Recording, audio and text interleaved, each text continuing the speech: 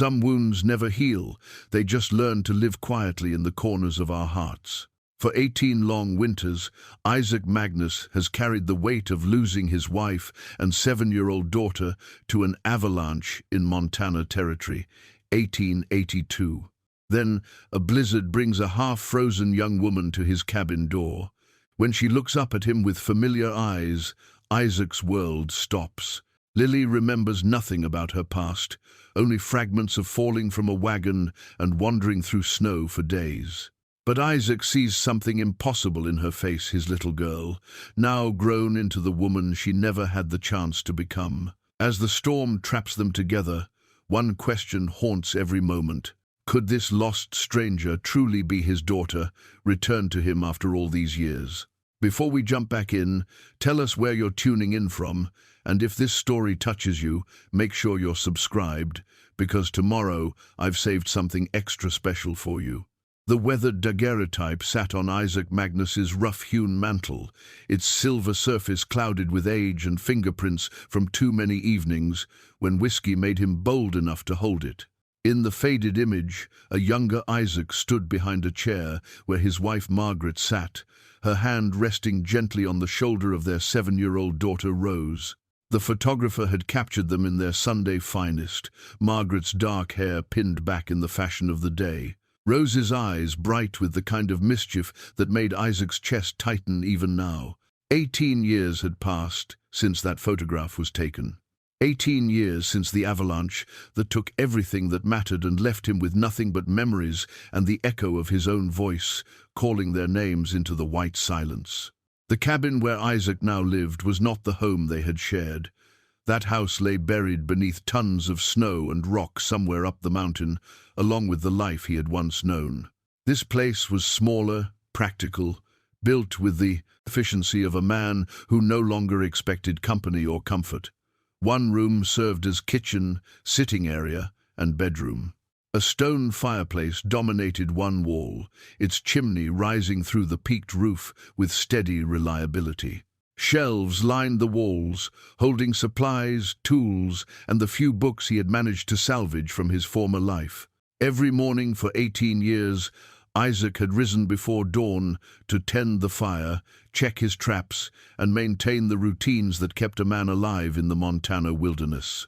He had grown lean and weathered, his dark hair now streaked with silver, his hands scarred from countless repairs and improvements to his solitary domain.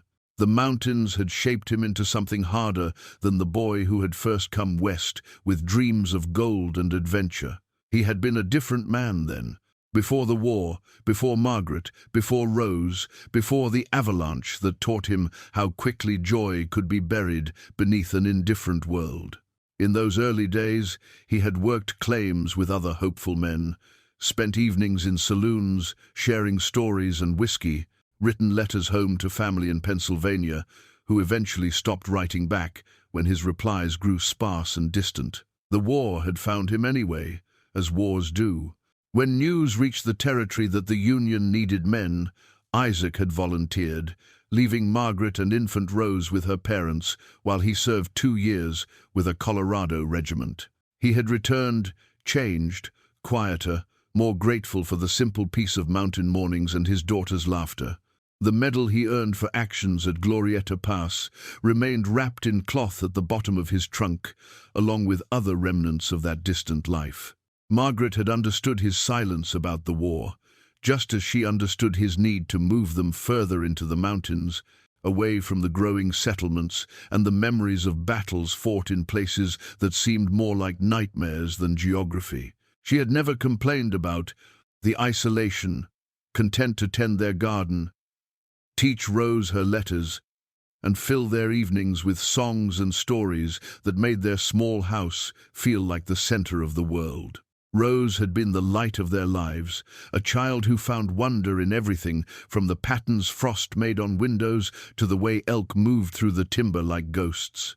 She had her mother's dark eyes and Isaac's stubborn curiosity, asking endless questions about how things worked and why the sky changed colors and whether the mountains had always been there or if they grew like trees. Isaac had carved her dolls from pine, built her a swing from a sturdy branch, taught her to identify animal tracks and the calls of different birds. The avalanche had come in late March, when the snow was heavy and unstable from unseasonable warm days, followed by bitter cold nights. Isaac had been checking his trap lines higher up the mountain when he heard the sound, a rumble that seemed to come from the earth itself, growing louder until it filled the entire world. By the time he reached where their house had stood, there was nothing but a field of white stretching between the trees, as if his family had never existed at all. He had dug for 3 days straight, his hands bleeding, his voice raw from calling their names. Other men from the settlement had come to help, but the snow was deep and hard-packed, and winter was not finished with them yet. When they finally found Margaret, she was holding Rose close, both of them peaceful, as if they had simply fallen asleep together. Isaac had carried them down the mountain wrapped in blankets and buried them in the small cemetery behind the church, their graves marked with a wooden cross he had carved with his own hands. That was the last time Isaac Magnus had spoken to God. The years that followed blurred together in a haze of survival and solitude. He had built his new cabin on the opposite side of the valley, far enough from the avalanche site that he could not see the scar it had left on the mountainside, but close enough that he never forgot what the mountains could take from a man. He had learned to live with the silence, to find a kind of peace in the rhythm of seasons and the predictable challenges of staying alive, in a place that demanded everything and gave back only what a man could earn through sweat and vigilance. Neighbors from the settlement had tried to visit in the early years, bringing food and awkward condolences, but Isaac had made it clear that he preferred to be left alone. The widow Henderson had even made a few determined attempts to draw him back into the community, appearing at his door with fresh bread and gentle conversation about church services and social gatherings. But Isaac had no use for gatherings or the well-meaning sympathy of people who still had intact families to return home to each evening. He had become, by choice and circumstance, a man apart. The few times necessity forced him to venture into town for supplies, people nodded respectfully but kept their distance. They knew his story, respected his grief, and understood that some losses carved a man into a shape that could no longer fit comfortably among others. His days followed patterns worn smooth by repetition. Rise before dawn, tend the fire, check the weather, prepare coffee strong enough to cut through mountain cold. Mornings were for hunting or checking traps, afternoons for maintenance and repairs, evenings for reading by firelight until his eyes grew heavy. He had worn through 3 copies of Shakespeare's complete works, memorized most of Whitman's poetry, and could recite passages from the Bible despite his quarrel with its author. The seasons marked time more reliably than any calendar. Spring meant repairing winter damage and planting the small garden that supplemented his diet of game and preserved foods. Summer brought the work of cutting and storing firewood, maintaining his equipment, and preparing for the isolation that winter would bring. Fall was for hunting and final preparations, the race against weather that could turn deadly with little warning. Winter was the true test, the months when the mountains showed their teeth, and a man learned whether he had prepared well enough to see another spring.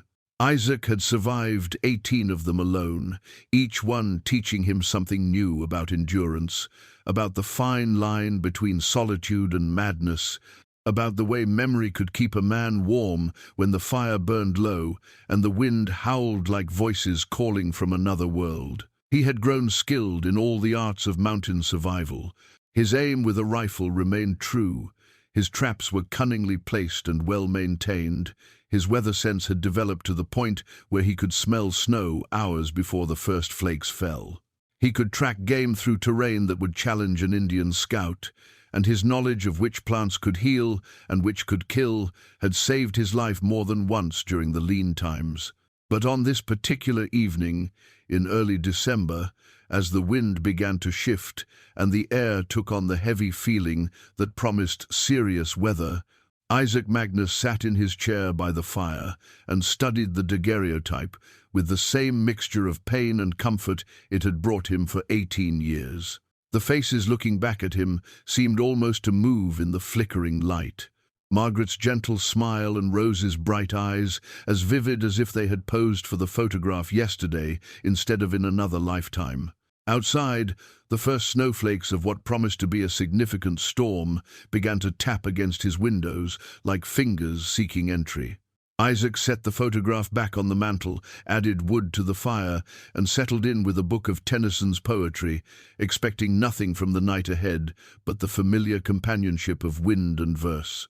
He had no way of knowing that before morning, his carefully ordered world would be shattered by a sound he had not heard in 18 years, another human voice calling for help through the storm, bringing with it the possibility that some miracles arrive, disguised as disasters, and that the mountain that had taken everything might yet give something back. The pounding on his door came near midnight, faint at first beneath the howling wind, then more insistent. Isaac set down his book and listened, certain the storm was playing tricks on his ears. 18 years of solitude had taught him to distinguish between the sounds the wind could make and the sounds it could not. This was different. This was human. He moved to the window and peered through the frost-covered glass. The storm had intensified beyond anything he had expected, transforming his familiar yard into a white chaos where shapes appeared and vanished like ghosts. Then he saw her, a dark figure collapsed against his door, one arm raised to knock again before falling limp to her side. Isaac grabbed his coat and rifle from their hooks beside the door. In the mountains, caution kept a man alive, and even desperate strangers could bring danger. But when he opened the door, the wind nearly drove him back inside, and the figure at his threshold was clearly no threat to anyone. She was young, perhaps 25, and half dead from cold. Her dark hair hung in frozen strands around a face so pale it seemed translucent in the lamplight, spilling from his cabin. She wore a torn blue dress that had once been fine quality, its fabric soaked through and clinging to her thin frame. No coat, no gloves, boots that were little more than leather scraps held together by stubbornness and prayer.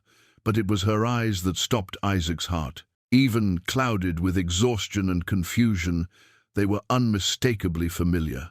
The same dark brown, the same shape, the same way of looking at the world with a mixture of intelligence and wonder that he had seen every day for 7 years and mourned every day since. "Please," she whispered, her voice barely audible above the storm. "I'm lost." Isaac caught her as she collapsed forward, her body frighteningly light in his arms. He carried her inside, kicking the door shut against the wind, and laid her gently on his bed. Her skin was ice-cold to the touch, her breathing shallow and rapid. He had seen enough men die of exposure to know she was close to the edge. Working with the efficiency of long practice, Isaac stripped away her wet clothes and wrapped her in every blanket he owned. He built up the fire until the cabin was almost stifling, then heated water and began the slow process of bringing life back to frozen limbs. He had done this for fellow soldiers during the war, men who had spent too long in winter trenches, and the procedure was as methodical as any other survival skill. As he worked, massaging circulation back into her hands and feet, Isaac found himself studying her face with an intensity that both amazed and disturbed him. The resemblance was impossible to ignore, yet impossible to accept. Rose would be 25 now, if she had lived. This woman was the right age, had the right coloring, even had a small scar on her chin that made Isaac's breath catch, because Rose had fallen and cut herself in that exact spot when she was 5 years old. But Rose was dead. Isaac had held her small, cold body in his arms. He had carved her name into the wooden cross that marked her grave. Grief might play tricks on a lonely man's mind, but it could not raise the dead or deliver them to his door in the middle of a blizzard. The woman stirred as warmth began to return to her body, mumbling words he could not understand. Isaac continued his ministrations, checking her fingers and toes for signs of frostbite, relieved to find that while she was severely chilled, she would likely keep all her extremities. Her pulse was growing stronger, her breathing deeper and more regular. When she finally opened her eyes, She looked directly at Isaac. With the same expression of confused trust he remembered from Rose's childhood illnesses, the look of someone who was hurt and afraid, but somehow knew they were safe. "Where am I?" she asked, her voice hoarse from cold and exhaustion. "My cabin," Isaac replied, his own voice sounding strange after hours of silence. "You're safe now. You were nearly frozen when you found my door." She tried to sit up, then fell back against the pillows with a grimace of pain. I can't remember how I got here. There was a wagon, and falling, and so much cold." "Easy now," Isaac said, settling into the chair he had pulled beside the bed. "You've been through something terrible. Memory sometimes needs time to come back after a shock like that." She studied his face with those achingly familiar eyes. "You saved my life. The storm drove you here. I just got you warm and dry.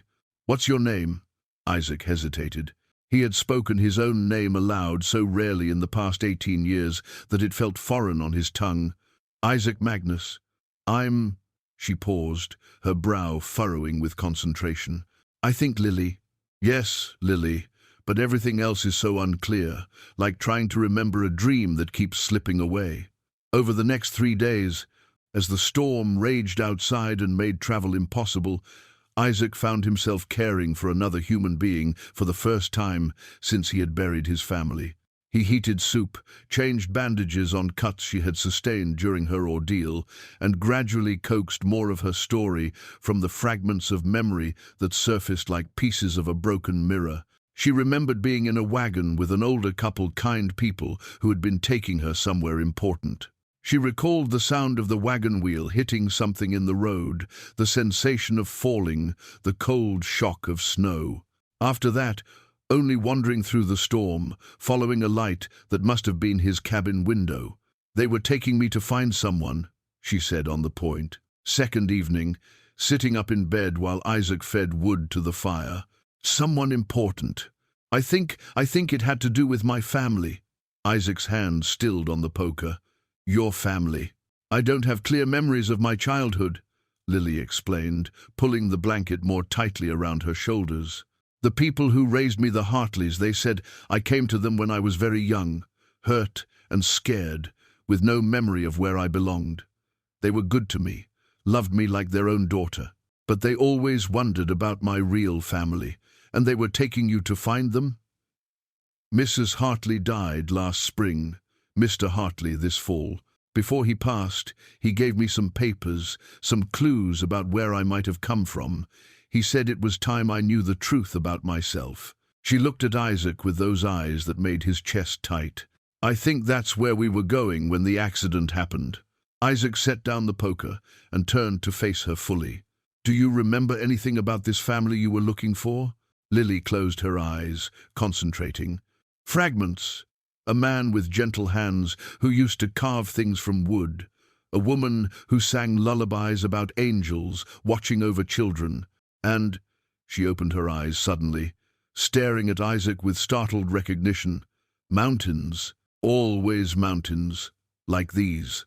The silence stretched between them, filled with possibilities that Isaac dared not name.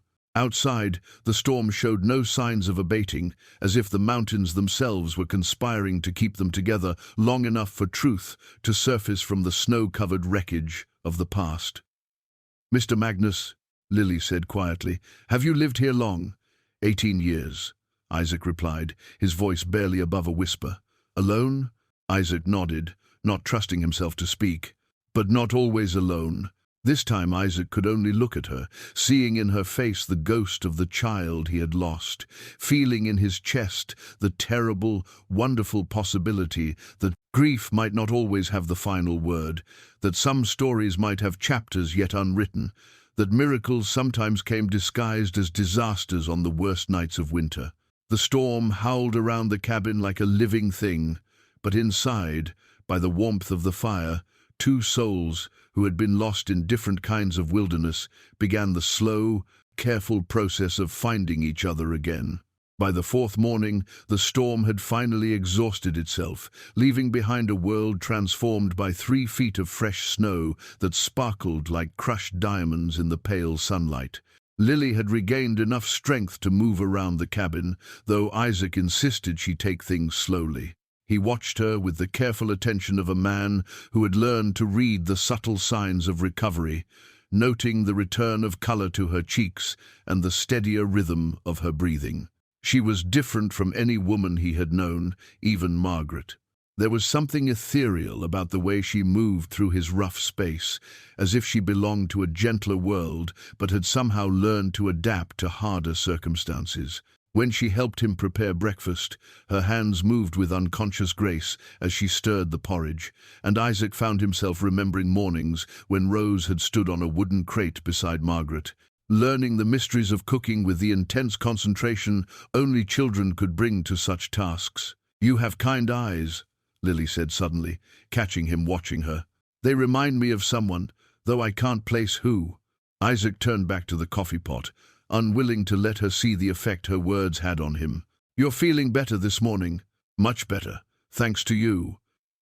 She paused in her stirring, looking around the cabin with obvious curiosity. "This is a beautiful place, but it feels, I hope you don't mind me saying, it feels like something's missing." Isaac's hand tightened on his cup. "Missing? Empty spaces," Lily said gently. "Places where other things used to be." The mantel could hold more than just that one photograph. There are hooks on the wall, with nothing hanging from them. The table is sized for more than one person, but you only have one chair pulled up to it.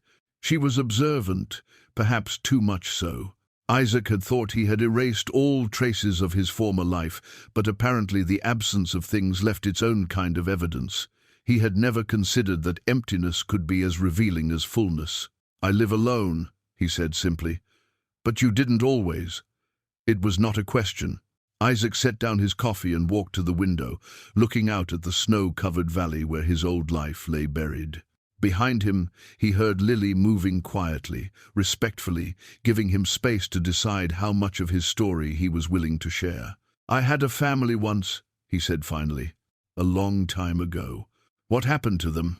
Isaac turned to find her sitting at the table, her hands folded in her lap, her dark eyes filled with gentle patience. In that moment, she looked so much like Rose that Isaac had to grip the windowsill to steady himself. "Avalanche," he said. 18 years ago this spring. My wife Margaret and my daughter Rose. They were in the house when the mountain came down." Lily's intake of breath was soft but sharp. "Oh, Isaac, I'm so sorry." "Rose was 7, Isaac continued, the words coming easier now that he had started. "Bright as a new penny, always asking questions, always getting into mischief. She had—" He stopped, realizing he was about to describe the same dark eyes and curious nature that he saw in the woman before him. "She had what?" "She had her mother's eyes," Isaac said quietly. "And my stubborn streak made her fearless sometimes, which worried Margaret to no end." Lily smiled sadly. "She sounds wonderful. Both of them do." They were. Isaac returned to the table, settling into his chair across from her. "I tried to find them, dug for days, but the snow was too deep, too hard-packed. When we finally reached them, they were—" He couldn't finish the sentence. "That's why you live alone." Seemed easier than pretending I could be part of the world again. Lily reached across the table and touched his hand, a gesture so natural and comforting that Isaac felt something tight in his chest begin to loosen. "But you saved me. That doesn't sound like a man who's given up on the world entirely. You needed help. Anyone would have done the same." "Would they? I've heard stories about mountain men who've grown so used to solitude that they drive strangers away rather than welcome them in. But you didn't. You brought me inside, cared for me, shared your food and warmth, and—" She gestured around the cabin. "Your home." That night, as Isaac lay on the floor beside the fire, listening to Lily's steady breathing from the bed, she began to speak into the darkness. "I dream about falling," she said softly. "But not just from the wagon.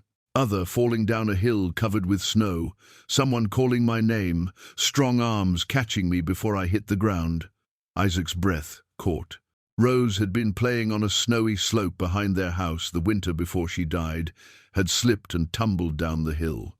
Isaac had been splitting wood nearby and had caught her just before she would have crashed into a fallen log. "Do you remember the name they called?" he asked carefully. "It starts with R, I think, but then everything gets confused, like someone threw a blanket over my memories." Isaac stared at the ceiling, his heart pounding. Rose! They had called her Rose. "Isaac?" Lily's voice was drowsy but concerned. "Are you all right?" Your breathing changed. "I'm fine, just thinking." "About what?" "About impossible possibilities. About the way you look at me, like you know me from somewhere deeper than memory. About how your laugh sounds like echoes from a life I thought was finished forever. About how strange life can be," Isaac said instead. "How it can take everything away and then, years later, bring something unexpected right to your door. Do you think," Lily hesitated, "do you think some things are meant to happen, even when they seem impossible?" "I used to think everything happened for a reason," Isaac replied. "Then I decided nothing did. Now I'm not sure what I believe." The next morning brought clear skies and the kind of mountain cold that made every breath visible.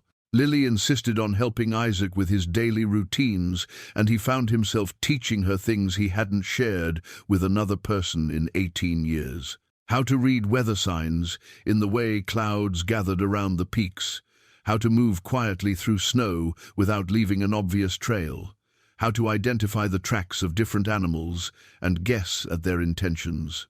She was a quick learner, absorbing his lessons with the same eager curiosity that Rose had brought to everything. When Isaac showed her how to split kindling, her first attempts were clumsy but determined. When he demonstrated the proper way to bank a fire for the night, she watched with intense concentration, asking questions that showed she understood not just the how, but the why of mountain survival. "You're a good teacher," she said as they worked together to clear snow from the path to his woodshed. "Patient. I bet your daughter loved learning things from you." Isaac paused in his shoveling. "She did. Rose was always wanting to help, even when she was too small to be much use. Margaret would find her trying to cook breakfast or mend clothes, making twice as much work for herself, but so proud of what she was attempting. "She sounds like me," Lily said with a small laugh. "Always jumping into things before I fully understand them. Mrs. Hartley used to say I had more enthusiasm than sense." The innocent comment hit Isaac like a physical blow. Margaret had said exactly the same thing about Rose, usually while laughing as she cleaned up whatever enthusiastic disaster their daughter had created. As they worked side by side in the bright mountain air, Isaac found himself stealing glances at Lily, noting the way she bit her lower lip when concentrating, the way she hummed unconsciously while working, the way she automatically favored her left hand for delicate tasks. All small things, meaningless individually, but together they painted a picture that was becoming harder and harder to ignore. The storm had brought him more than a stranger in need of rescue. It had brought him the most dangerous thing a man in his position could encounter: hope. On the fifth evening, as Isaac prepared their simple dinner of venison stew and cornbread, Lily began to hum a melody that made his hands still over the cooking pot. The tune was hauntingly familiar, though he couldn't immediately place it. Then, without thinking, he found himself humming along, the harmony coming as naturally as breathing. Lily stopped abruptly, staring at him with wide eyes. "You know that song?" Isaac frowned, searching his memory. "It sounds familiar, but I can't recall where I heard it." "I don't know where I learned it either," Lily said slowly. "It just comes to me sometimes, especially when I'm feeling safe and content. Like now." She paused. "But when you joined in, it felt complete, like that's how it was always supposed to sound." Isaac ladled stew into their bowls, his mind racing. Margaret had sung to Rose every night, the same collection of lullabies her own mother had taught her. But this melody was different, somehow more personal, like something created just for their family. "Sing it again," he said quietly. Lily's voice was soft and clear as she began the wordless melody. Isaac closed his eyes, letting the sound wash over him, and suddenly he was back in their old house, listening to Margaret sing Rose to sleep on winter nights. But it wasn't Margaret's voice he remembered now, it was his own, harmonizing with his wife's as they stood together in their daughter's doorway, watching her drift off to dreams. "The angels are watching over you," Isaac whispered, the words surfacing from some deep well of memory. Lily's singing stopped so suddenly it was like a door slamming shut. "What did you say?" I don't know why I said that. It just felt like the words that belonged with the melody. "Those are the words," Lily breathed. "But I never remembered them before, only the tune." She stood up from the table, moving restlessly toward the window. "This is impossible. People don't just share random songs and memories with strangers." Isaac watched her silhouette against the frost-covered glass, his chest tight with emotions he had buried so deeply he had forgotten they existed. "Maybe we're not strangers." "What do you mean?" Instead of answering directly, Isaac walked to his storage area and pulled back a canvas tarp he hadn't disturbed in years. Underneath were the few belongings he had saved from his old life, items too precious to throw away, but too painful to look at regularly. His fingers found what he was searching for, a small wooden doll with yarn hair and a faded blue dress.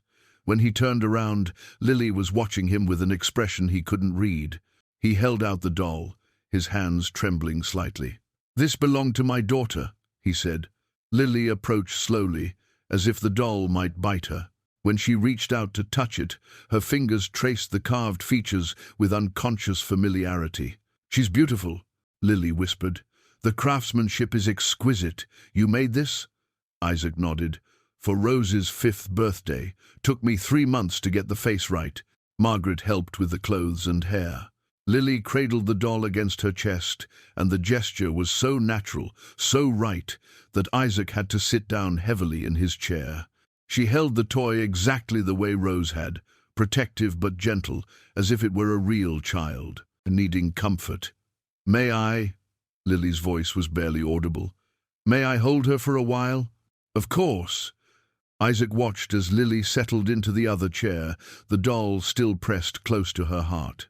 Her eyes had taken on a distant quality, as if she were seeing something far beyond the walls of the cabin. "I remember a doll," she said slowly.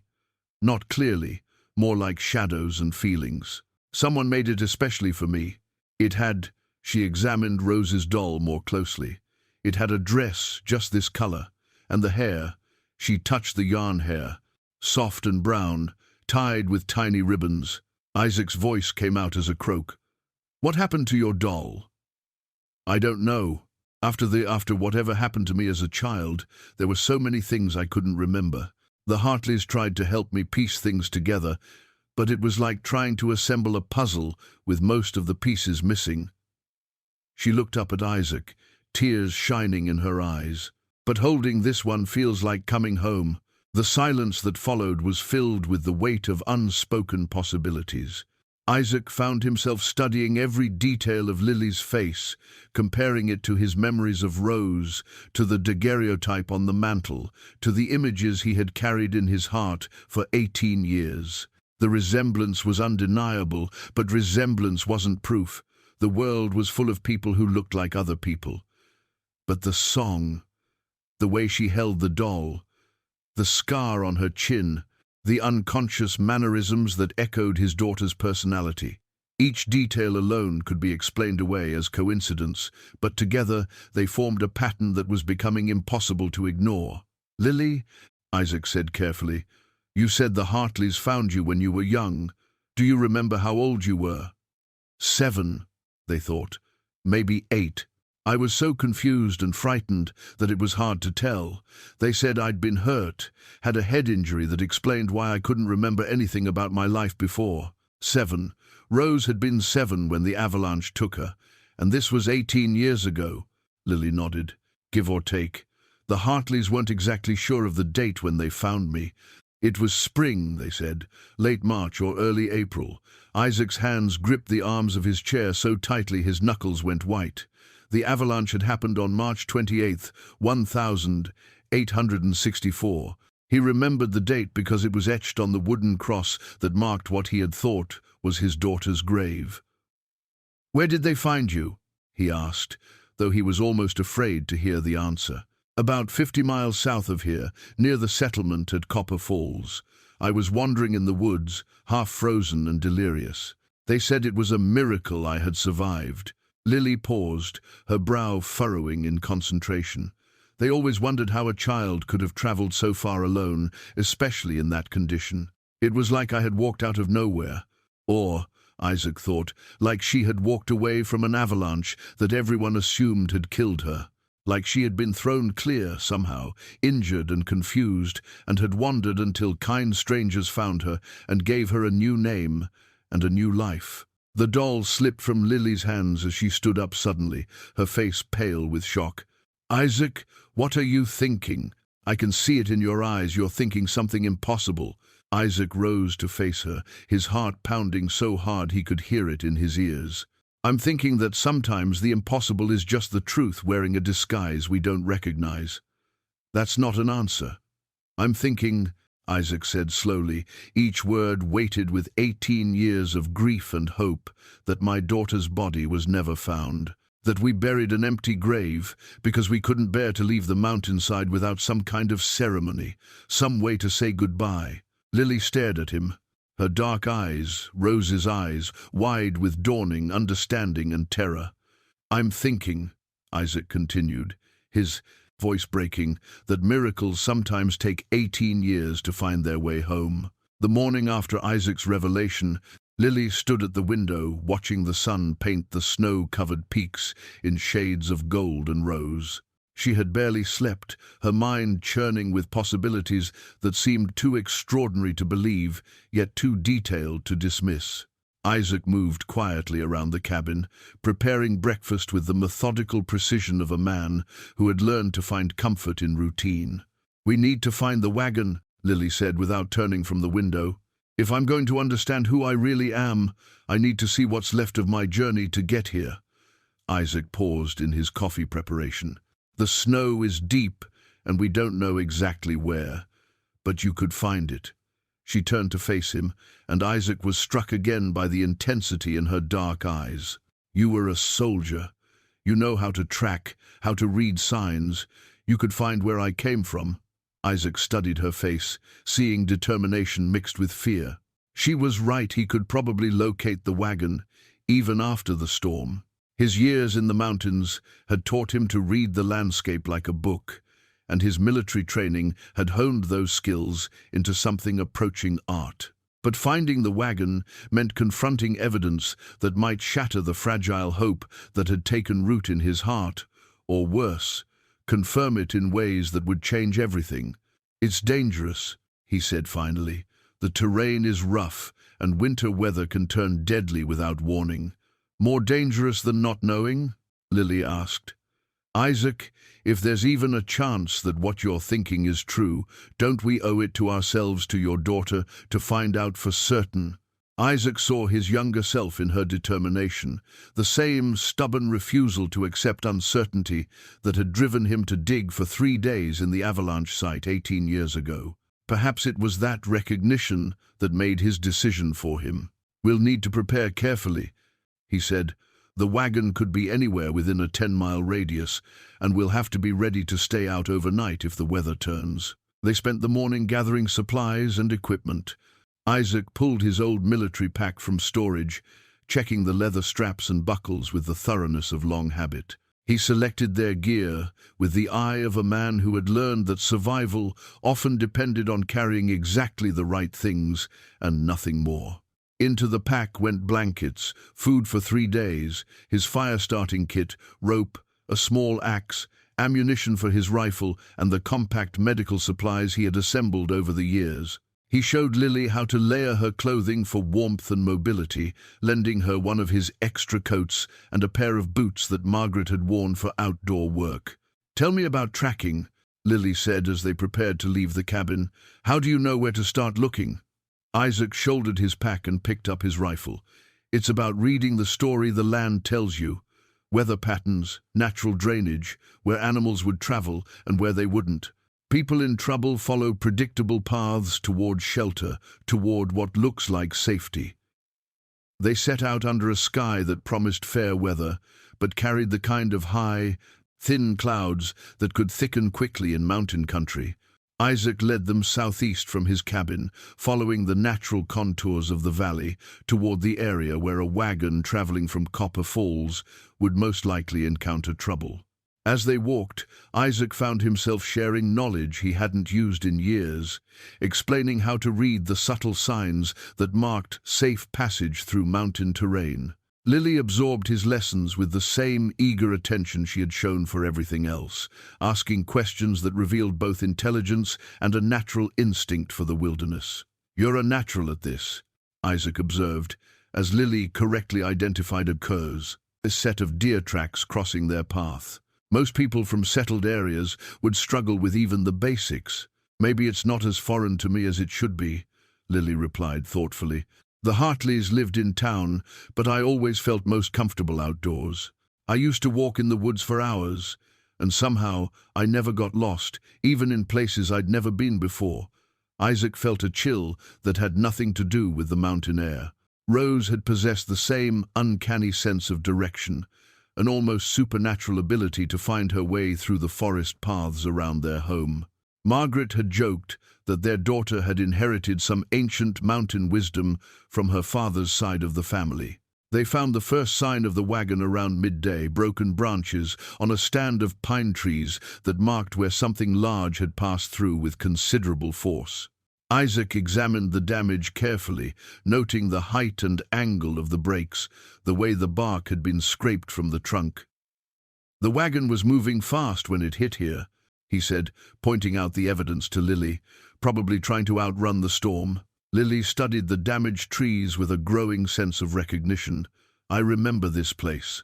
Not clearly, but there's something familiar about the way those two large rocks frame the valley." Isaac followed her gaze to the granite formations she indicated.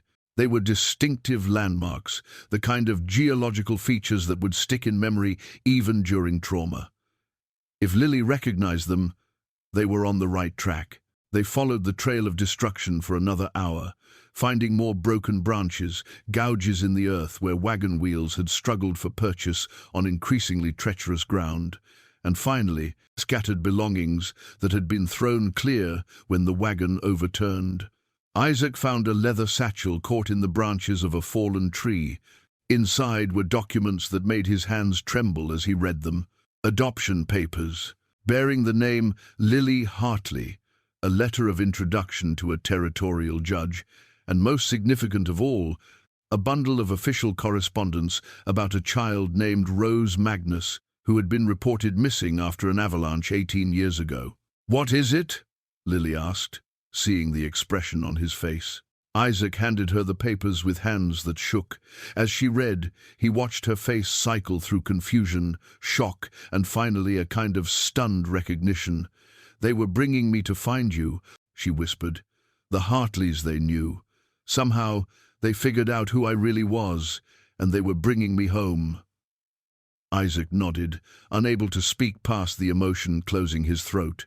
The evidence was overwhelming now, too specific and detailed to be explained away by coincidence. The woman standing before him in the mountain snow, reading documents that bore his daughter's name, was Rose. His Rose, grown into the woman she was always meant to become. "There's more," Lily said softly, her voice thick with tears.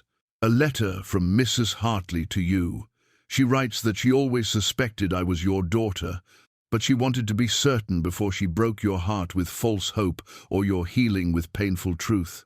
Isaac took the letter with reverent care, recognizing in its careful script the handwriting of a woman who had loved his daughter as her own, but had never forgotten that she belonged to someone else. "We need to find the wagon itself," Isaac said when he could finally speak.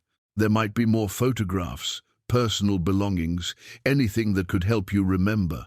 Lily folded the papers carefully and tucked them inside her coat. "Isaac, when we find the rest of it, when we know for certain What happens then? Isaac looked at this woman who was his daughter, seeing in her face the same mixture of courage and uncertainty that had made Rose such a remarkable child. He thought of 18 years of solitude, of grief that had carved him into someone he barely recognized, of the sudden possibility that love could return to his life in ways he had never dared imagine. "Then we figure out how to be a family again," he said simply. "If that's what you want." Lily's smile through her tears was radiant as sunrise over the mountains. "I want that more than anything in the world, Papa." The word hit Isaac like a physical blow, 25 years of love and loss compressed into a single syllable that shattered the last of his defenses. His daughter, his Rose, was alive, was here, was calling him Papa with the same voice that had filled his dreams for 18 lonely years. They held each other in the mountain silence, father and daughter reunited by the same wild forces that had torn them apart. While around them, the peaks stood witness to the kind of miracle that reminded men why they believed in things larger than themselves. They found the overturned wagon just as the afternoon light began to fade, its wooden frame partially buried under snow, but still recognizable among the scattered rocks where it had come to rest. Isaac approached it with the careful reverence one might show a grave site, understanding that this wreckage represented the final chapter of Rose's journey back to him. The wagon had been well built, designed for the rough mountain roads that connected the scattered settlements of Montana Territory. But the terrain here was treacherous even in good weather, and the driver had clearly been pushing hard to reach shelter before the storm hit. Isaac could read the story in the broken axle, the scattered cargo, the way the horses had broken free and disappeared into the wilderness. "I remember now," Rose said softly, and Isaac's heart leaped to hear her use the name she had been born with. The driver, Mr. Henderson, he kept looking at the sky and urging the horses faster. "Mrs. Henderson was holding my hand, telling me we were almost there, that we'd be safe soon." Isaac felt a pang of guilt at content. The mention of the Hendersons. They had died trying to reunite him with his daughter, sacrificing their lives for a reunion they would never witness. He said a silent prayer for their souls, promising to honor their memory by treasuring the gift they had died to deliver. Working together, Isaac and Rose cleared snow from the wagon bed, searching for any belongings that might have survived the crash. They found clothing, carefully packed and now mostly ruined by exposure, along with household items that spoke of lives being relocated rather than simply traveled. Then Rose's breath caught sharply. "Isaac, Papa, look at this." She held up a small object that made Isaac's world tilt on its axis. It was a silver locket, tarnished with age but still beautiful, hanging from a delicate chain.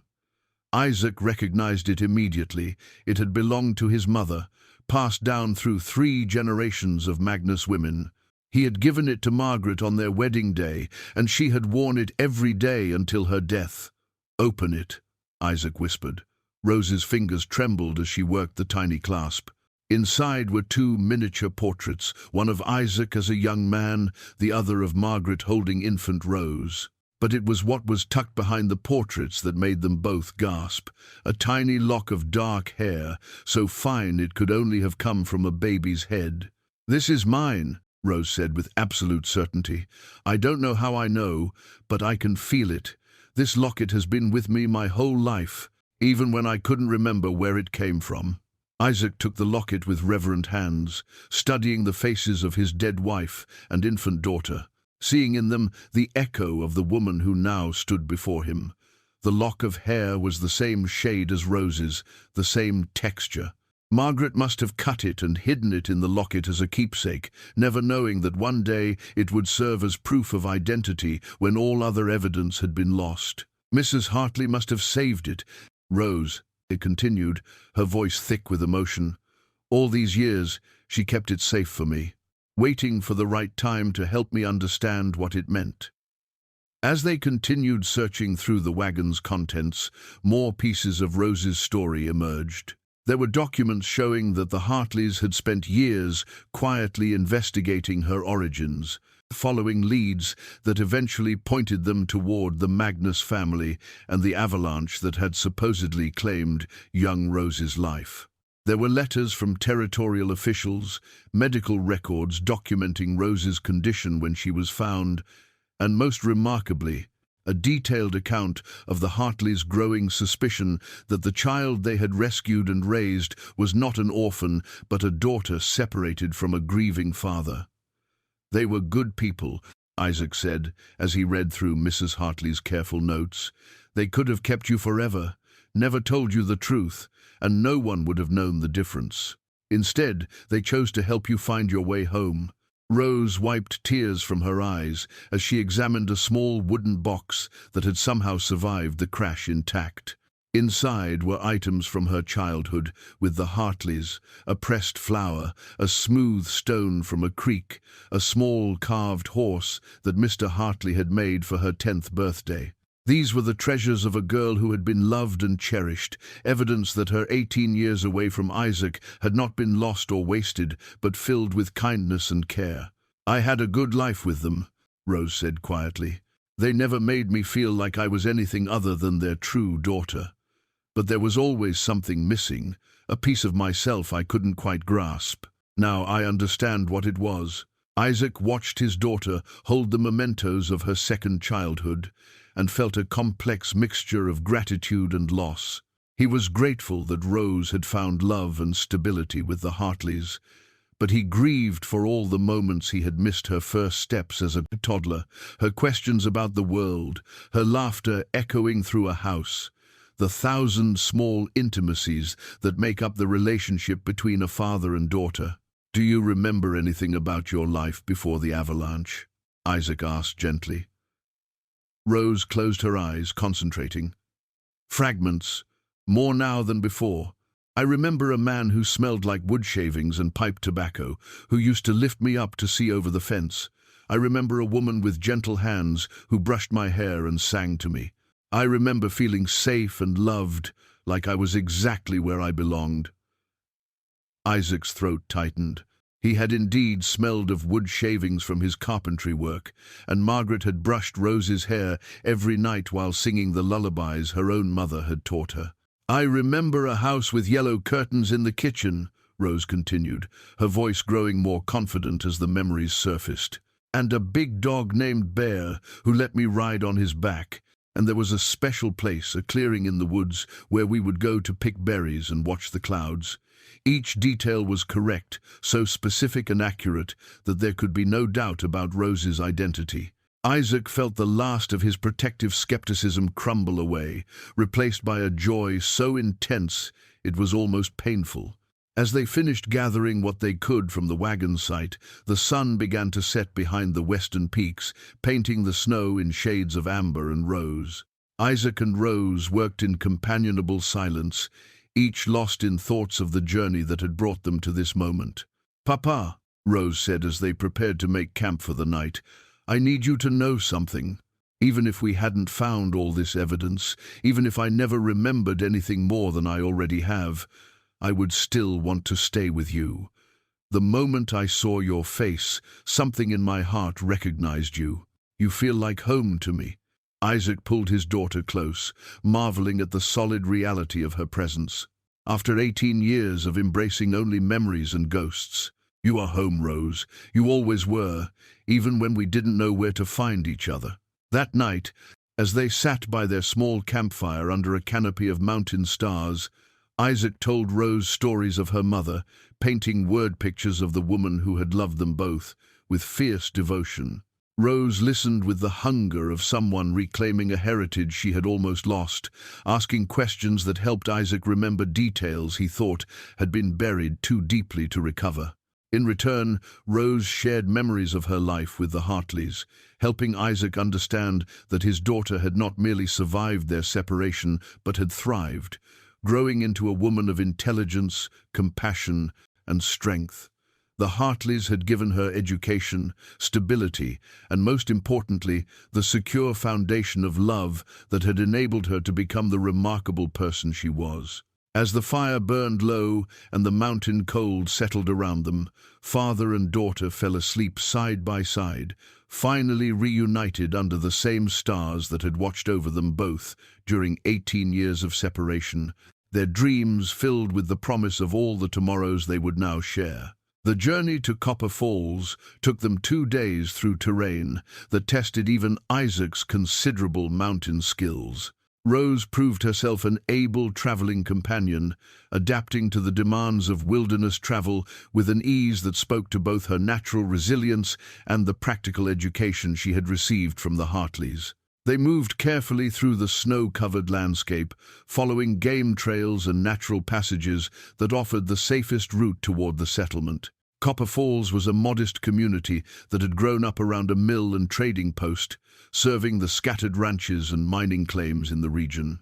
Isaac had visited it only rarely over the years, preferring to make his infrequent supply runs to larger towns where he was less likely to encounter people who knew his story. But this journey was different. This time he came not as a solitary, grieving man, but as a father seeking official confirmation of a miracle.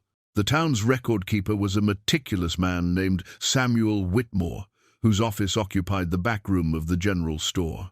Isaac had met him briefly years ago, and Whitmore remembered both Isaac's reputation as a recluse and the tragic story that had driven him to isolation. "Mr. Magnus," Whitmore said with obvious surprise when Isaac and Rose entered his cluttered office. "I never expected to see you here again." "And this young lady would be?" "That's what we're hoping you can help us determine," Isaac replied carefully. "We need to examine the birth and death records from 18 years ago, specifically around the time of the avalanche that destroyed my family." Whitmore's expression grew solemn. "Of course, that was a terrible tragedy.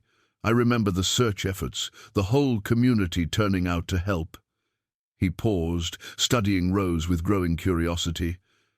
"May I ask what's prompted this inquiry?" Isaac exchanged glances with Rose, then pulled out the documents they had recovered from the wagon.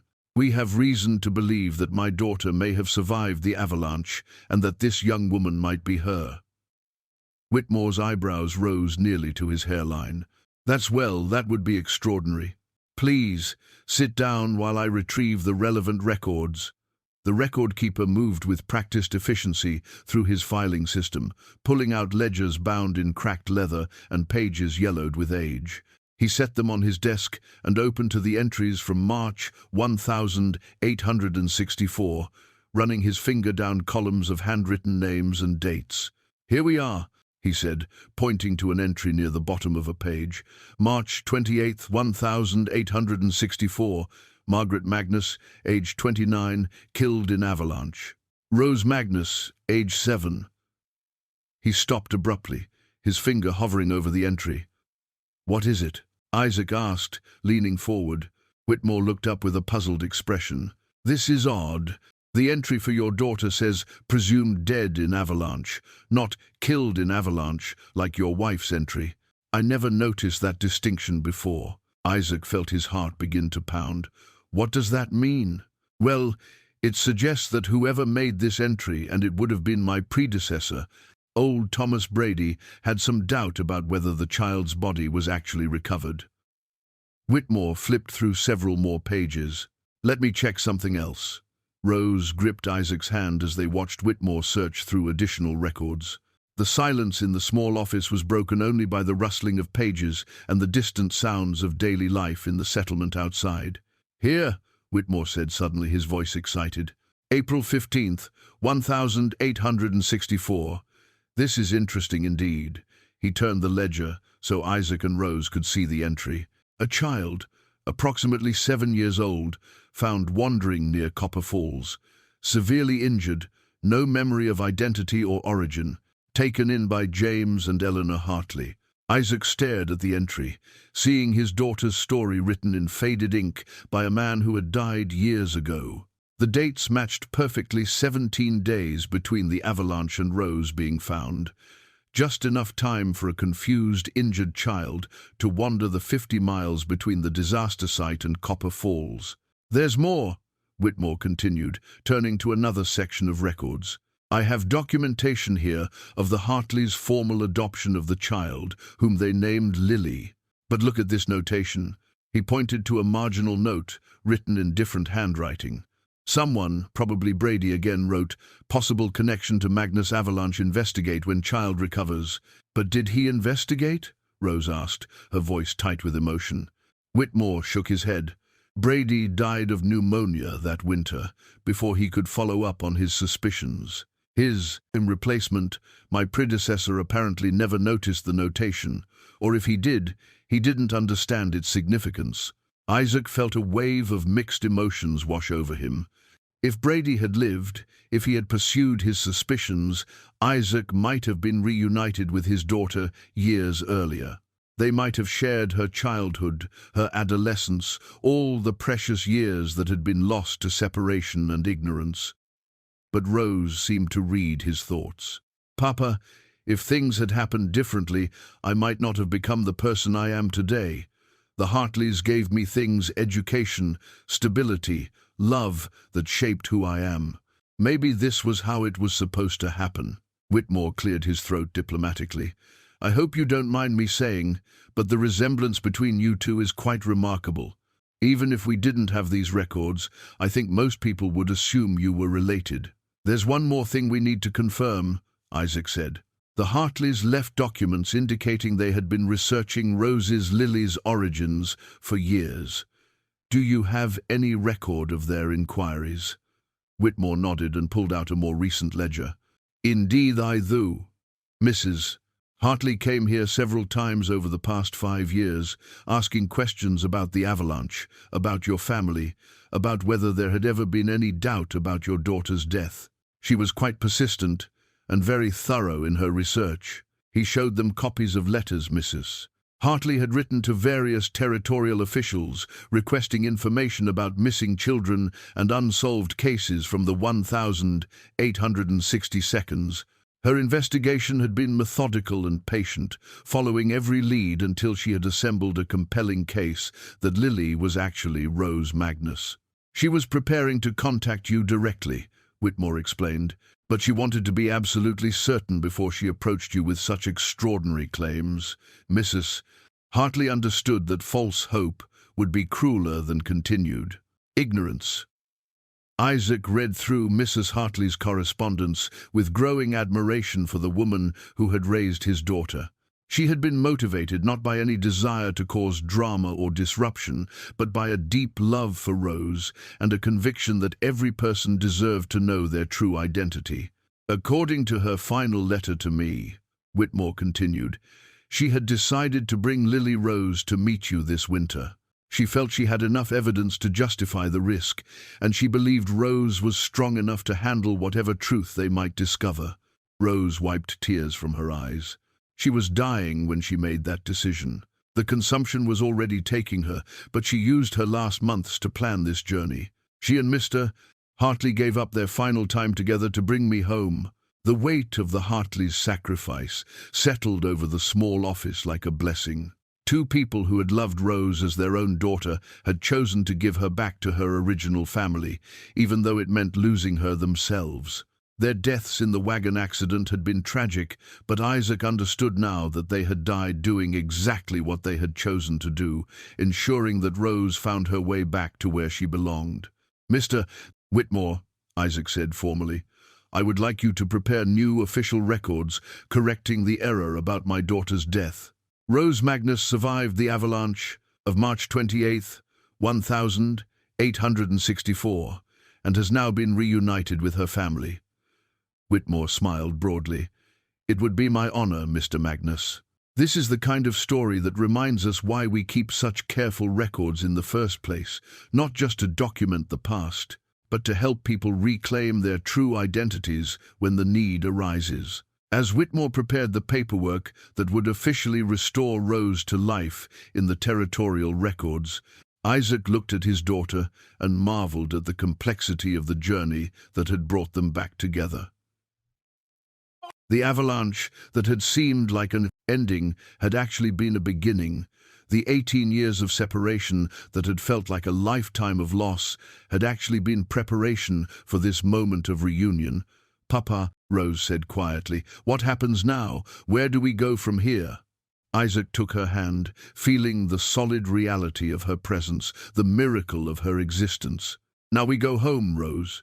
We go home and we figure out how to be a family again. We honor the memory of your mother and the love of the Hartleys, and we build something new on the foundation of everything that's brought us to this moment." Outside, the winter sun was setting behind the mountains, painting the sky in brilliant shades of gold and crimson. Father and daughter walked out of the record-keeper's office and into their future together, carrying with them the official documentation of a miracle that had taken 18 years to complete itself. The long journey home was about to begin. The return journey to Isaac's cabin took on the quality of a pilgrimage. Father and daughter traveled slowly through the mountain landscape, stopping frequently not because the terrain demanded it, but because they had 18 years of conversation to catch up on. Every mile brought new memories to the surface for Rose, and with them, a deeper understanding of the life she had lost and found again.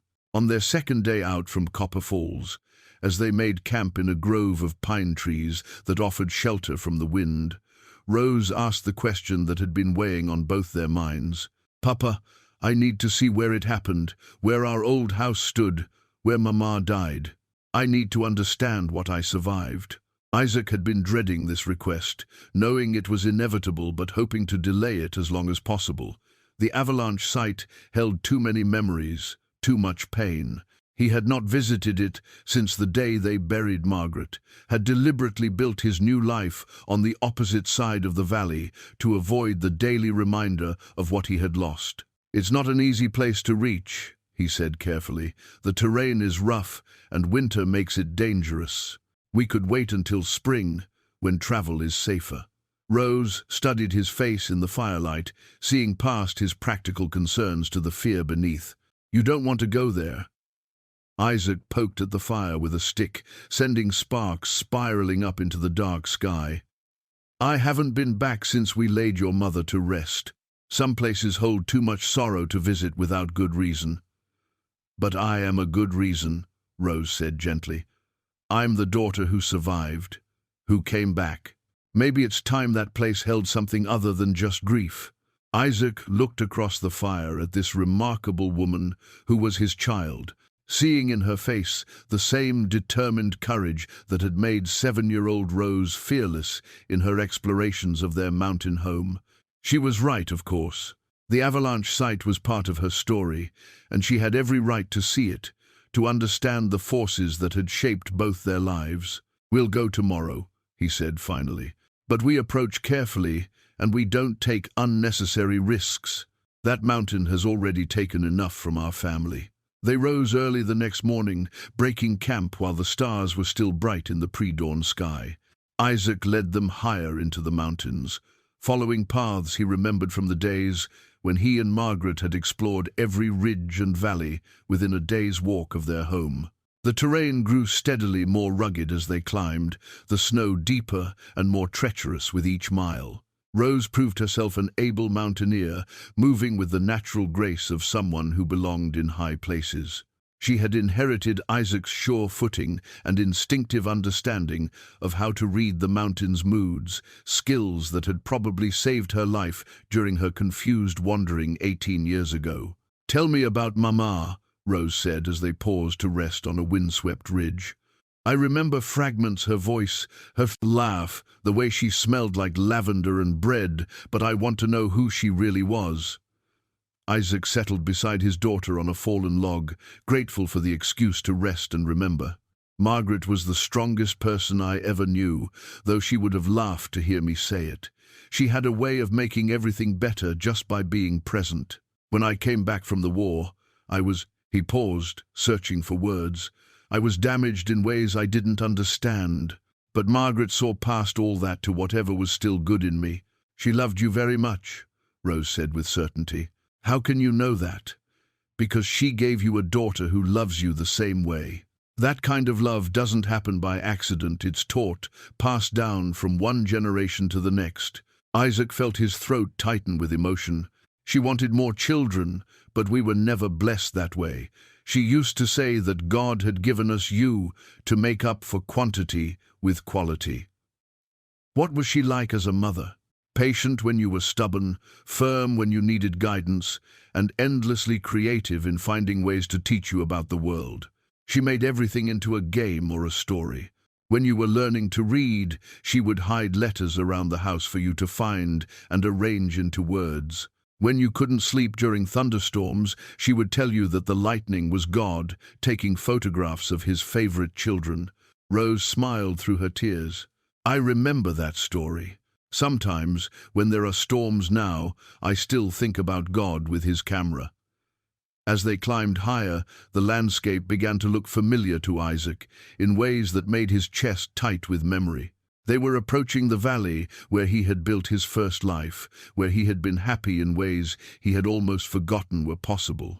Every rock formation, every stand of trees, every turn in the path brought back images of Margaret walking beside him, of Rose running ahead to investigate some wonder that had caught her attention. I can feel it, Rose said suddenly as they crested a small rise. Something about this place, it feels like coming home.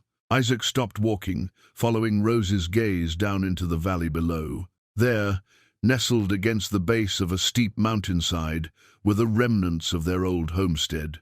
The avalanche had scoured the slope clean, leaving a stark white scar across the mountain face.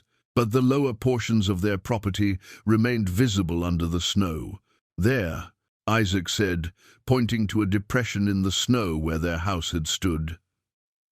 That's where we lived, where you spent the first 7 years of your life. Rose stared at the sight with an expression of wonder and pain. It's beautiful. I can see why you and Mama chose this place. We thought we were building something permanent, Isaac said. A home that would last for generations. A place where our grandchildren would play in the same meadows where you had played. Maybe we still can, Rose said quietly. Maybe this is where we start again. Isaac looked at his daughter with surprise. Start again? Rose, that place is buried under tons of rock and snow. There's nothing left to build on. Not the exact same spot, Rose said patiently, but somewhere nearby. Papa, this valley is part of my heritage, part of who I am. I don't want to be afraid of it. I want to reclaim it. They made their way carefully down into the valley, Isaac's memories growing more vivid with each step. He showed Rose where their garden had been, where Margaret had grown vegetables and flowers that had brightened their table through the long mountain winters. He pointed out the spot where he had built Rose's swing, where she had spent countless summer afternoons soaring back and forth while Margaret worked nearby. The well is still here, Rose observed, brushing snow away from the stone rim that marked the water source Isaac had dug by hand their first summer in the valley.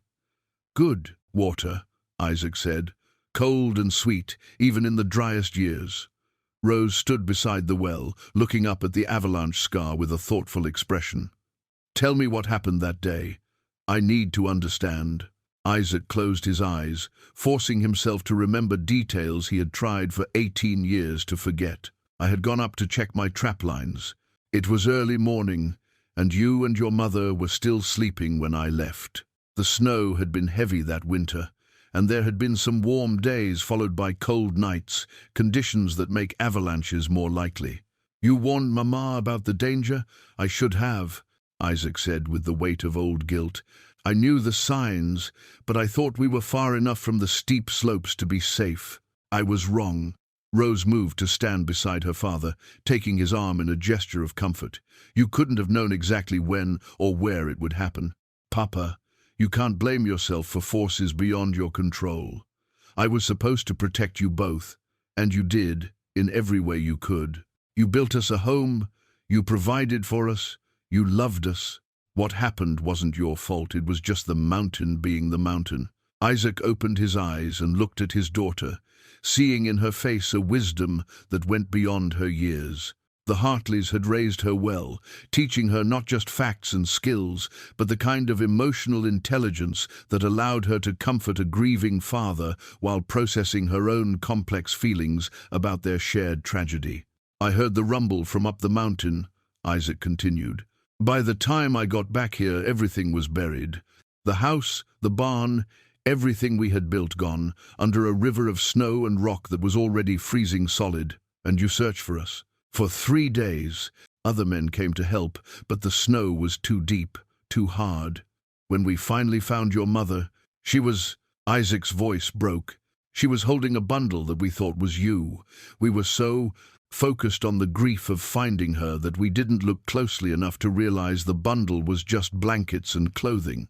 Rose squeezed his arm. So I was thrown clear somehow. Knocked unconscious, maybe, and buried just deep enough to be protected, but not so deep that I couldn't dig my way out when I came to. You were always resourceful, Isaac said with a mixture of pride and amazement. Even as a little girl, you had a talent for getting yourself out of trouble. I should have known that not even an avalanche could keep you down for long. Rose laughed, and the sound echoed across the valley like a benediction. Mama always said I was too stubborn to die easily.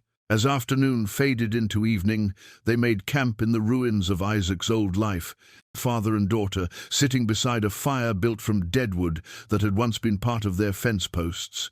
The circle was completing itself. The place that had been the scene of their separation was now witnessing their reunion. "Papa," Rose said as they prepared for sleep, "tomorrow I want to visit Mama's grave. I want to tell her I'm home." Isaac nodded, understanding that this pilgrimage would not be complete until Rose had paid her respects to the mother she barely remembered but had never stopped loving. The wooden cross that marked Margaret's resting place was only a few miles away, in the small cemetery behind the settlement's church. But tonight, they would sleep in the valley, where they had once been a family, under the same stars that had watched over their happiness and their sorrow, dreaming of the future they would build on the foundation of everything they had survived. The small cemetery behind the settlement church sat on a gentle hillside overlooking the valley, its modest collection of wooden crosses and stone markers bearing witness to the lives and losses of Montana Territory's hardy pioneers.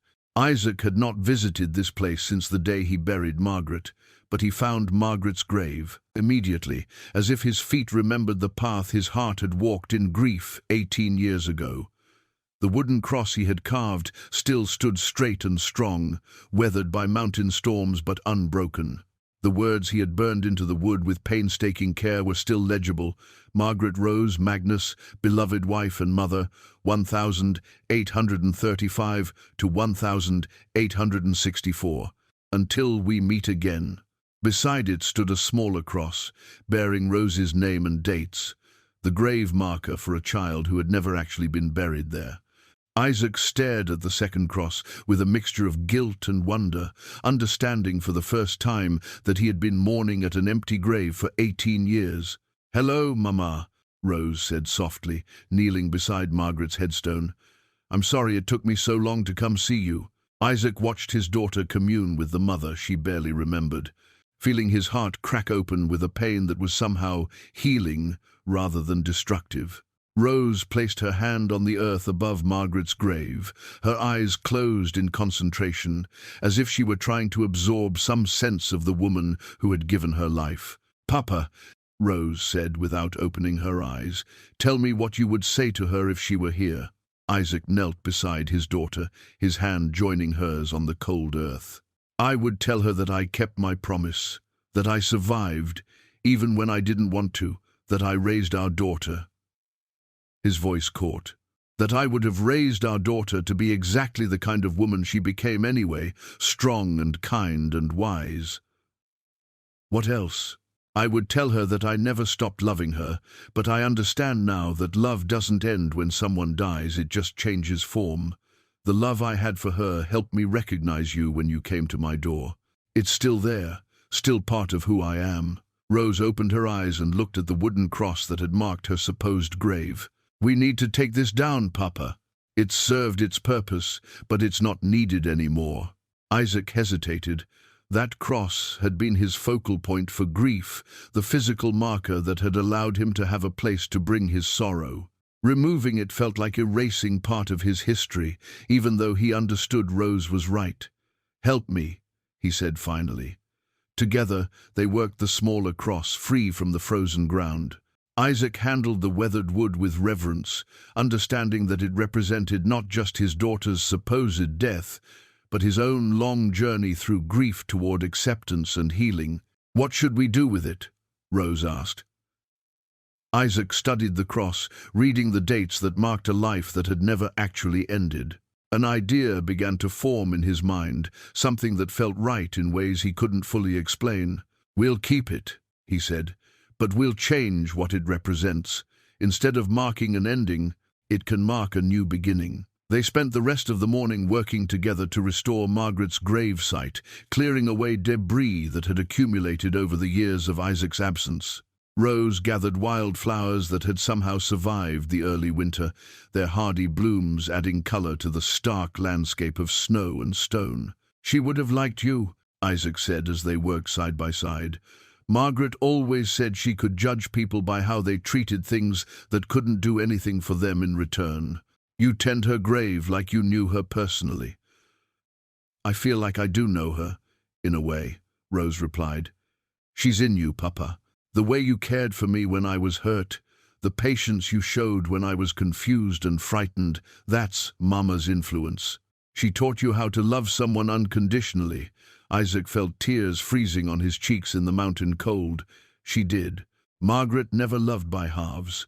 When she chose to care about someone, it was with her whole heart, forever. Then she would understand why I need to ask you something difficult," Rose said, setting down the flowers she had been arranging. "Papa, I want to stay here. Not just visit, not just for a while. I want to make my life here, with you, in these mountains." Isaac studied his daughter's face, seeing determination mixed with hope. "Rose, you've had a life in civilization, education, comfort, society. Are you certain you want to give that up for the isolation of mountain living?" "I'm not giving anything up," Rose said firmly. "I'm choosing what I want. I've spent 18 years wondering where I belonged, feeling like something essential was missing from my life. Now I know what it was. I was missing my family, my heritage, my true home." Isaac pulled his daughter close, marveling at the solid reality of her presence, the miracle of having someone to hold again after so many years of empty arms. "Then we'll build something new together. A life that honors the past, but isn't imprisoned by it." Rose smiled against his shoulder. "A life worthy of Mama's memory." As they prepared to leave the cemetery, Isaac took one last look at Margaret's grave, no longer feeling the crushing weight of solitary grief that had brought him here so many times in memory. Instead, he felt something he had thought was lost forever, hope for the future, purpose beyond mere survival, the possibility of joy returning to his life in forms he had never dared imagine. The wooden cross that had once marked Rose's death was now tucked under his arm, ready to be transformed into something new, something that celebrated life instead of mourning loss. Behind them, Margaret's grave rested peacefully under its blanket of snow and flowers, watched over by the mountains that had claimed her, but had also, in their own mysterious way, given her daughter back to the man who loved them both. Spring arrived early that year. As if the mountains themselves were eager to support the new beginning, Isaac and Rose were building together. The snow began its retreat in March, revealing a world reborn beneath winter's blanket. Isaac watched his daughter discover the mountains spring with wonder, seeing familiar landmarks through eyes that held both childhood memories and adult appreciation.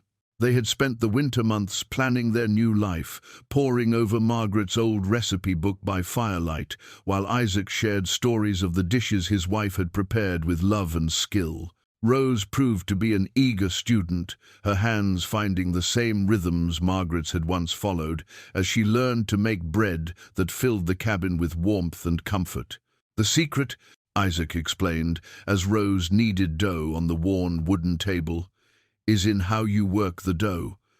Margaret used to say bread could tell if you were angry or sad or distracted. It responds to the mood of the baker." Rose paused in her kneading, looking thoughtful. "What mood should I bring to this?" "Gratitude," Isaac said without hesitation.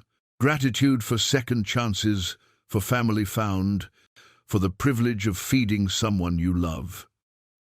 The bread that emerged from the oven that evening was golden and perfect, its crust crackling with the same satisfying sound Isaac remembered from hundreds of meals shared with Margaret. When Rose sliced it and offered him the first piece, still warm and fragrant, Isaac tasted not just flour and yeast, but the continuation of traditions he had thought were lost forever. As the weather warmed, they began working together to restore parts of their old homestead that were accessible and safe. The avalanche site itself remained dangerous, but the lower portions of the property could be reclaimed with careful effort. They cleared debris, rebuilt sections of fence, and planted a garden in the same spot where Margaret had once grown vegetables and flowers. "She would want us to make it beautiful again," Rose said as they worked side by side, their hands black with rich mountain soil. "Mama wouldn't want this place to stay empty and sad forever." Isaac watched his daughter work with the same intense focus Margaret had brought to gardening, seeing in her movements the echo of her mother's grace and determination. Rose had inherited more than just physical resemblance from Margaret. She had somehow absorbed her mother's ability to find hope in the darkest situations and to create beauty wherever she planted herself. One evening, as they sat on the porch Isaac had built to overlook their restored garden, Rose brought up the subject they had been dancing around for weeks. "Papa, I want to create a memorial, not just for Mama, but for the Hartleys too. They gave their lives to bring me home. Their sacrifice should be remembered and honored." Isaac had been thinking the same thing. The wooden cross that had once marked Rose's empty grave sat in his workshop, waiting to be transformed into something that celebrated life instead of mourning death. "I have an idea," he said. "What if we create a place where all the people who shaped our family can be remembered together? Margaret, the Hartleys, even the memories of who we used to be before we found each other again." They spent the following weeks working on Isaac's vision, creating a memorial garden in the meadow where Rose had once played as a child. Isaac carved new markers from seasoned pine, his hands remembering skills he had not used since Rose's childhood. Each piece was a work of art, as well as remembrance. Margaret's marker bore carved roses and musical notes representing the lullabies she had sung, while the Hartleys' memorial featured intertwined hearts, symbolizing the love that had raised Rose and brought her home. Rose's contribution was the centerpiece, a wooden bench positioned to overlook the entire valley, carved with words that captured the essence of their journey. "Love never dies, it only changes form." On the first anniversary of Rose's return to the mountains, they held a dedication ceremony for their memorial garden. It was a simple affair, just father and daughter sharing memories and hopes in the place where their family's story had been shattered and then, miraculously, made whole again. "To Margaret," Isaac said, raising a cup of coffee and toast, "who taught us that love is the strongest force in the world. To the Hartleys," Rose added, "who proved that families can be chosen as well as born. And to second chances," they said together, "for showing us that endings can become beginnings when we have the courage to believe in miracles." As the sun set behind the western peaks, painting the sky in brilliant shades of gold and crimson, Isaac and Rose sat together on their memorial bench, planning the future they would build in this place where sorrow had been transformed into joy. The mountains that had taken so much from them had also given back immeasurably, proving that nature's greatest gift was not its beauty or its bounty, but its infinite capacity for renewal. "Papa," Rose said softly, "I think Mama would be proud of what we've built here." Isaac looked around at their restored garden, their memorial to love and loss and redemption, and at the remarkable woman his daughter had become. "I think she is proud, Rose. I think she's been watching over us all along, waiting for this moment when we would finally understand that love really is stronger than death." In the gathering twilight, surrounded by the ghosts of their past and the promises of their future, father and daughter sat in perfect peace, finally and completely home. 6 months after the dedication of their memorial garden, Isaac Magnus stood on the porch of his cabin, watching his daughter tend the flowers that now bloomed where Margaret had once planted them. The sight filled him with a contentment he had thought was lost forever, the deep satisfaction that comes from seeing broken things made whole again. Rose had indeed stayed, transforming herself from the confused young woman who had stumbled to his door into a confident mountain dweller who could read weather signs as well as any old-timer and could track game through terrain that would challenge an experienced hunter. But more than that, she had transformed Isaac himself, drawing him out of the isolation that had defined his existence for 18 years and reminding him what it meant to be part of a family. The cabin that had once felt like a hermit's cave now hummed with life and purpose. Rose had added feminine touches without erasing the masculine practicality that had kept Isaac alive. Curtains that let in more light, wildflowers in mason jars, the smell of fresh bread that made the simple space feel like a home rather than just a shelter. "Papa," Rose called from the garden, "the tomatoes are ready for picking. Should I harvest them all or leave some for later in the week?" Isaac smiled at the question, remembering similar conversations with Margaret about timing and abundance and the delicate art of making the most of mountain-growing seasons. "Take what's ripe today. We'll preserve what we can't eat fresh." As Rose worked among the plants, Isaac reflected on the changes that had reshaped both their lives. The settlement folk had initially been skeptical of the story of Rose's return, but the evidence had been overwhelming, and the community had eventually embraced the miracle with the mixture of wonder and acceptance that frontier life demanded. Impossible things happened regularly in the wilderness. Men survived avalanches, families were separated and reunited, death sometimes gave back what it had taken. Dr. Morrison from Copper Falls had made several trips to examine Rose and confirm her identity for the territorial records. He had found the old scar on her scalp, where she had been injured as a child, had matched her bone structure to the family photographs, and had documented the remarkable consistency of her recovered memories with Isaac's accounts of their life before the avalanche. "It's the most extraordinary case I've encountered in 30 years of frontier medicine," the doctor had told Isaac. "The human capacity for survival, especially in children, never ceases to amaze me. Your daughter is living proof that miracles do happen, even in places where logic suggests they shouldn't." The new family portrait that now sat on Isaac's mantle was a study in contrasts to the weathered daguerreotype it had replaced. Where the old image had captured a young family frozen in time, this new photograph showed a mature man and woman who had lived through loss and found each other again. Isaac's face, lined by years of solitude and grief, now showed traces of the contentment he had rediscovered.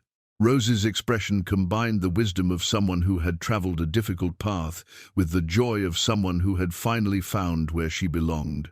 The photographer in Copper Falls had been honored to create the image, understanding its significance in the community's collective memory. "This picture will be talked about for generations," he had told them as he arranged the pose. "The story of the mountain man who got his daughter back. It's the kind of tale people tell their grandchildren to prove that hope should never be abandoned." As autumn painted the mountains in brilliant shades of gold, crimson, Isaac and Rose established the rhythms that would carry them through their second winter together.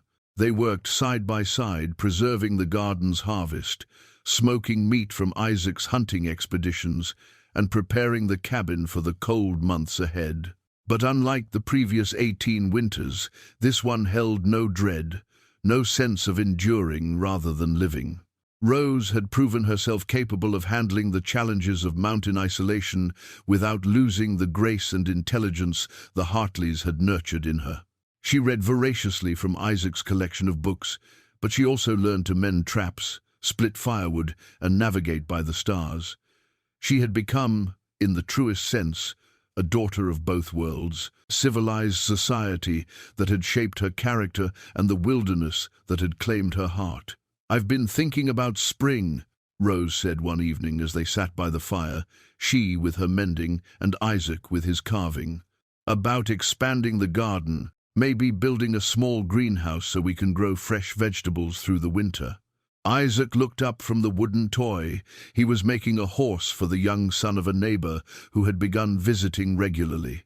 The isolation that had once been complete was now punctuated by friendships, by connections to the broader community that made their mountain life feel chosen rather than imposed.